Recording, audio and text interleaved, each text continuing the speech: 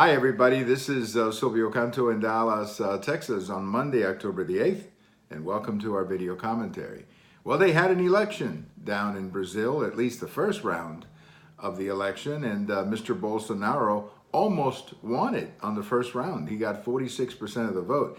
Now, this is interesting because the pre-election polling data that I was looking at had it a little different. They had it like 25-25, something like that. Rather than the 46-25 that it eventually became. So Mr. Bolsonaro almost won the prize on the first round. Now they're heading for a second round. And what happens in that one, of course, is still too early to tell. You would think that Mr. Bolsonaro has the excitement, has the injection of energy, given how well he did.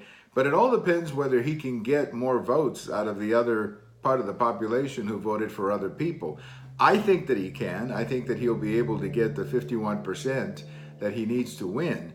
But it's probably going to be a lot more difficult getting to 51 or 52% than it was to 46, which is what he got in the first round. I mean, look, there's a lot of left-wing parties down in Brazil who are probably going to end up supporting Mr. Haddad. But no matter what, it was a great performance by Mr. Bolsonaro, who, of course, as some of you know, was nearly stabbed to death a few weeks ago while he was campaigning. The issues that are driving the campaign, as we have said before, clearly favor Mr. Bolsonaro. The corruption in government, the bad economy at the moment, and I think one issue that is really driving this, and that is all of the crime in the country and in the cities and so on, where people are, as they say, up to their heads, if you will, with all of this violence. People are just fed up with it. And Mr. Bolsonaro has promised a very tough stand against criminals and against many of these criminal elements in the country. But we will see what happens in the second round. We have to wait for that, of course.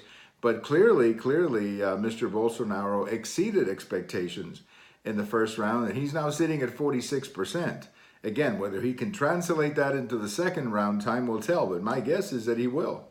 And I will tell you right now that I don't know a lot about Brazilian politics, but I think Mr. Bolsonaro is looking more and more like the next president of Brazil. I just think that that's the way the country is going to go. So another victory for the right in Latin America. That's always a good thing for the continent, and especially Brazil, because Brazil has the 8th largest GDP in the world. I mean, you want Brazil to be stable, you want Brazil to be strong, and lately that has not been the case. Well, thank you for watching. We have all of these over on YouTube, we have them on my Twitter, and we have them on blog.